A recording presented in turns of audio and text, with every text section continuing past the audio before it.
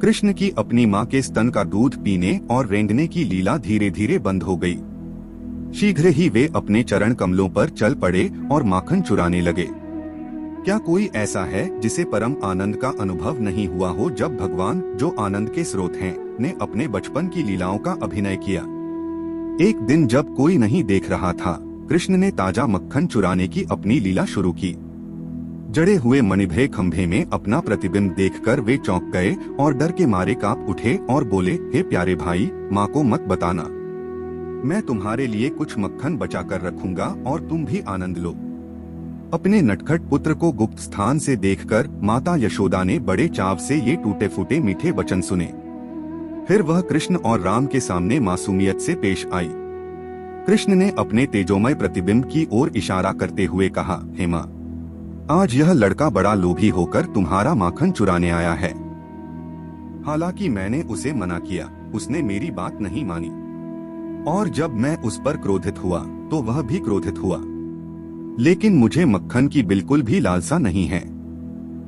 एक दिन जब यशोदा घर के बाहर कुछ घरेलू कामों में लगी हुई थी, तब कृष्ण ने घर के अंदर फिर से माखन चुरा लिया। जब यशोदा लौटी और पुकारी, हे मेरे प्यारे कृष्ण, तुम कहाँ हो और क्या कर रहे हो? उसकी बात सुनकर कृष्ण डर गए और उन्होंने माखन चुराना बंद कर दिया।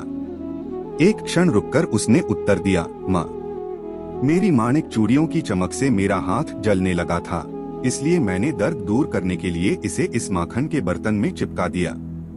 अपने पुत्र के चतुर शब्दों से प्रसन्न होकर यशोदा ने कहा, हे वत्स, कृपया आकर मेरी गोद में बैठ जाइए।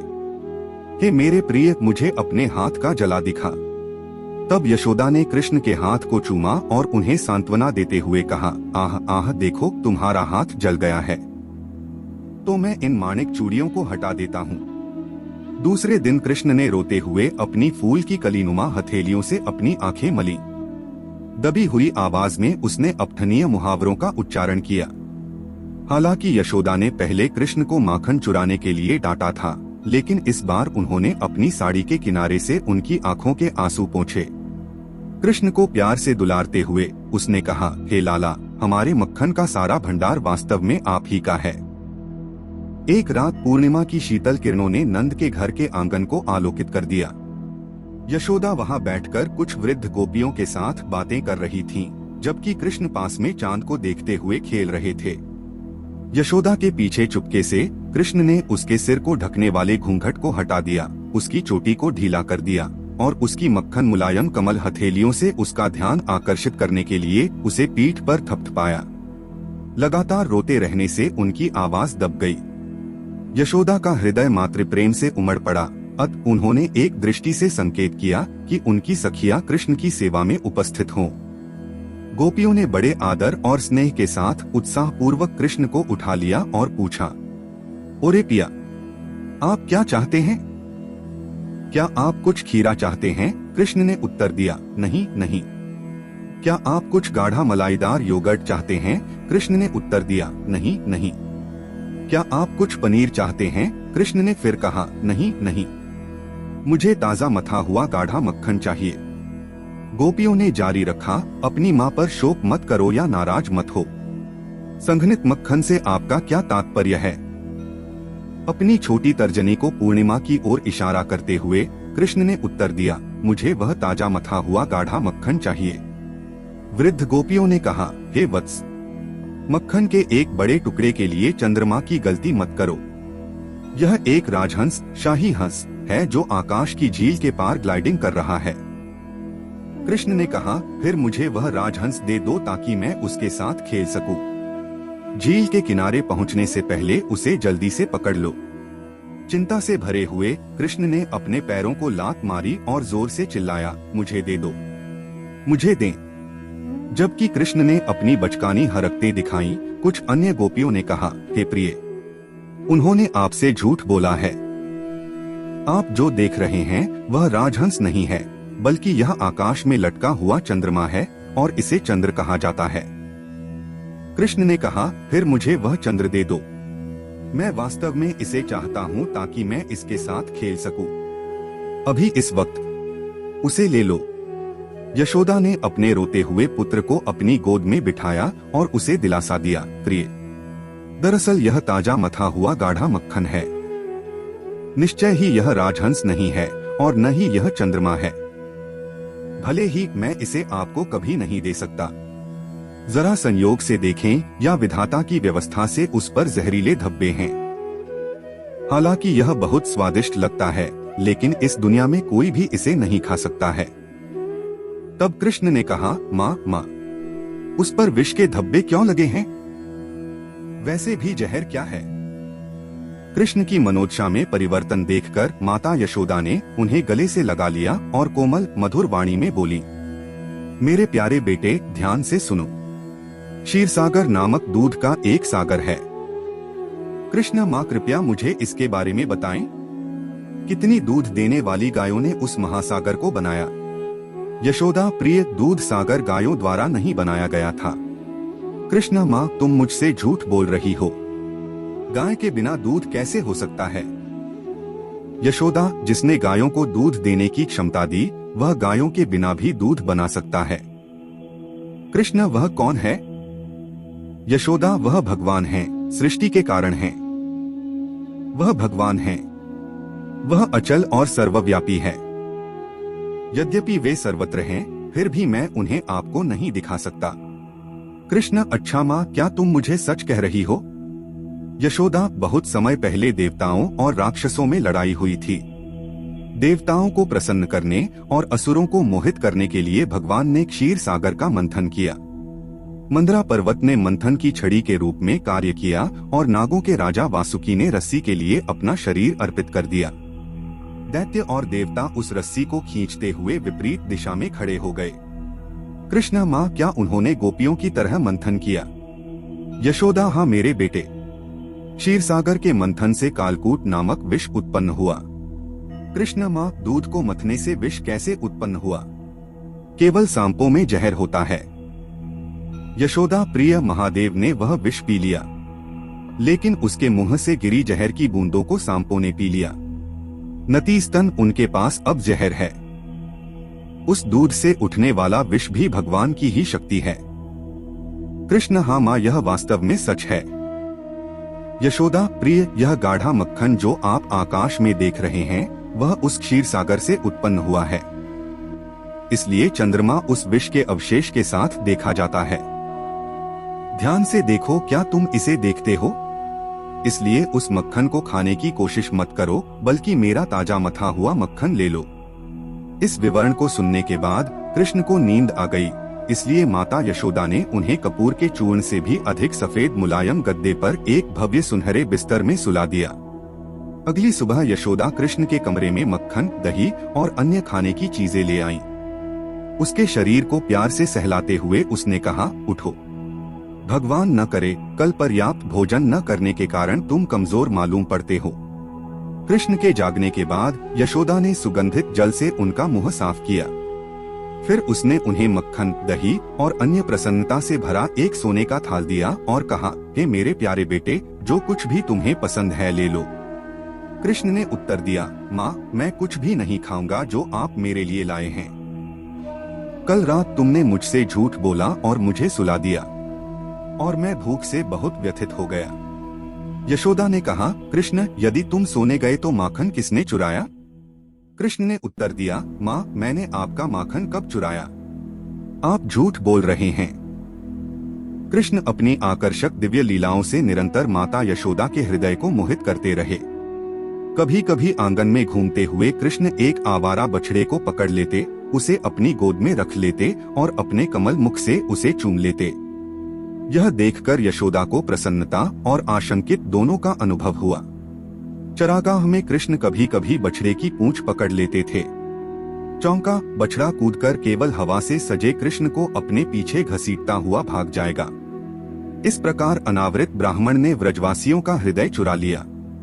कभी कभी कृष्ण ने गाय के गोबर को अपने ऊपर लेप कर लिया। इसे अपने शरीर को ढकने वाले कस्तूरी के रूप में देखकर व्रजवासियों ने सौंदर्य के उत्सव का आनंद लिया। जो सौंदर्य रूपी है उसमें मदहोशी कैसे हो सकती है? अन्य समयों में यशोदा ने कृष्ण के सिर पर एक बहुत ही आकर्षक पगड़ी बांधी और उन्हें भव्य पीले वस्त्र पहनाए।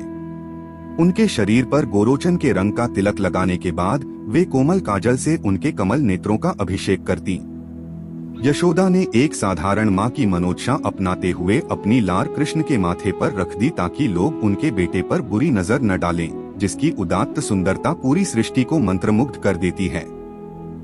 गोपियों के प्रांगण में खेलते समय कृष्ण अक्सर सोने में जड़े बाघ के नाखूनों का हार और कीमती गहनों से सजी कमर की पेटी पहनते थे। एक बार व्रजा गोपियों ने आपस में बात की, कृष्ण जहाँ भी जाते हैं सौभाग्य लाते हैं और उनकी उपस्थिति सभी के जीवन को गौरवशाली बनाती है। इस संसार में कौन कृष्ण की तुच्छ और मनोरंजक बचपन की लीलाओं से मुग्ध नहीं है? कौन इन आनंदपूर्ण गतिविधियों की सराहना नहीं कर सकता है? परेशान होने के बजाय जब भी कृष्ण ने उनके मिट्टी के बर्तन तोड़ दिए और उनका मक्खन चुरा लिया तो उन्हें सबसे बड़ी खुशी महसूस हुई।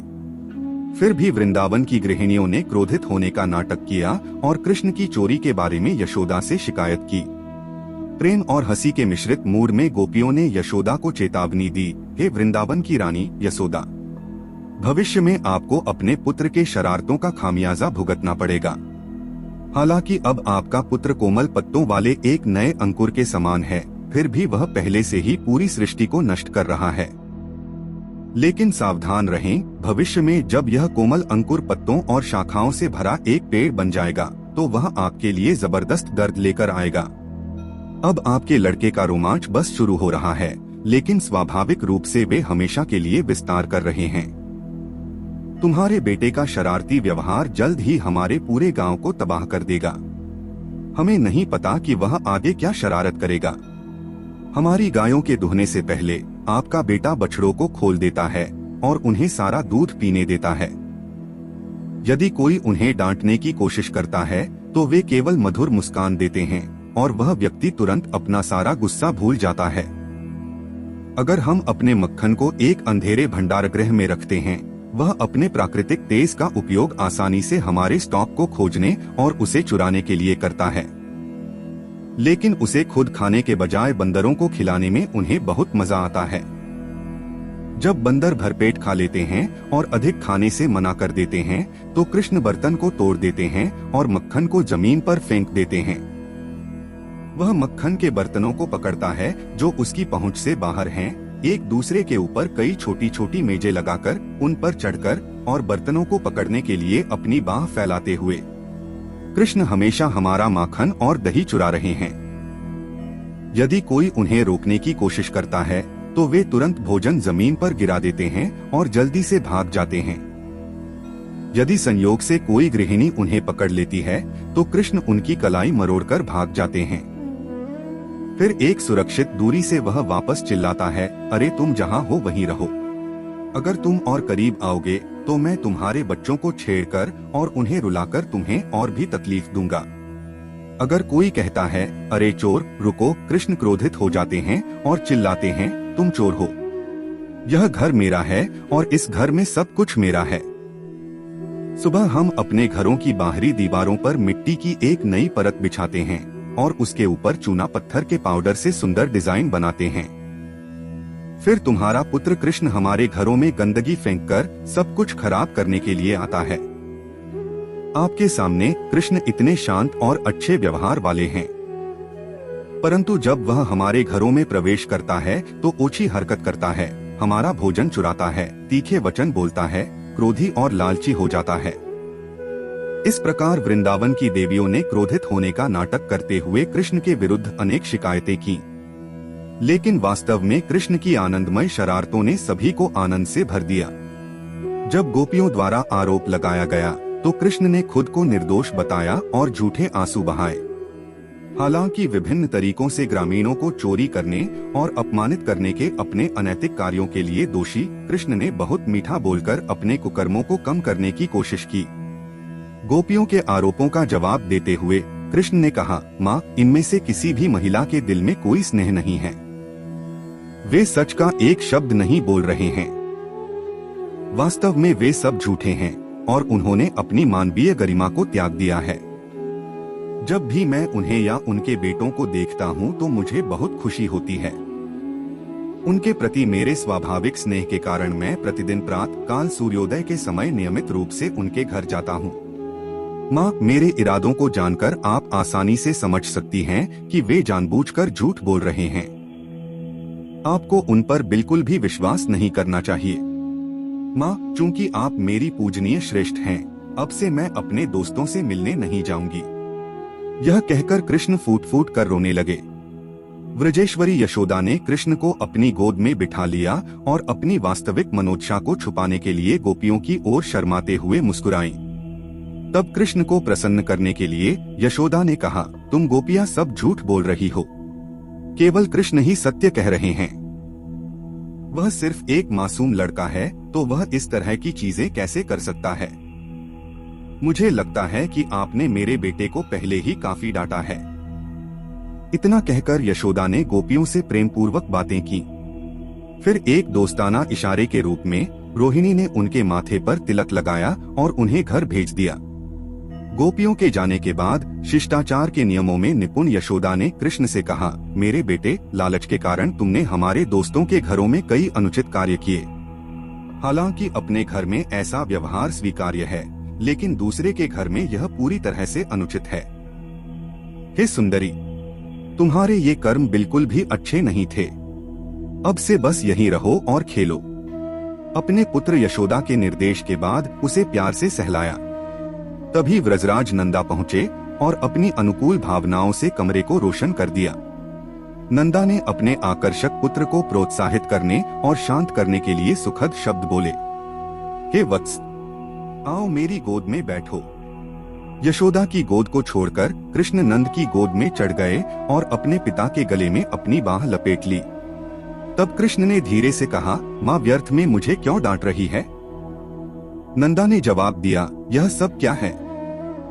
समुद्रीय बुद्धि के उस शानदार लड़के ने जवाब दिया, माँ, अब सच सच बताओ कि क्या हुआ है।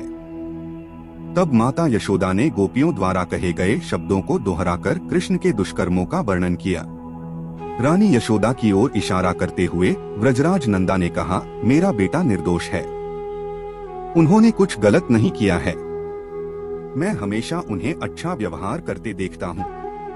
उनका उपहास करने वालों का और मेरे रत्नरूपी पुत्र से ईर्ष्या करने वालों का पक्ष लेकर आपने मेरे सदाचारी पुत्र पर गलत आरोप लगाया है और इसलिए आपको दंडित किया जाना चाहिए। इन शब्दों के पीछे अपनी वास्तविक मनोदशा को छिपाते हुए नंद ने यशोदा को फटकार लगाई और अपने बेटे को दिलासा दिया, हे मेरे प्यारे बेटे, बस मेरी गोद में रहो और किसी और के पास मत जाओ। हालांकि अपने पिता के शब्दों को सुनकर कृष्ण तुरंत एक अप्रत्याशित बच्चे की तरह उनकी गोद से कूद गए और जल्दी से यशोदा की गोद में चढ़ गए। यह देखकर दोनों माता पिता को हार्दिक हंसी आ गई।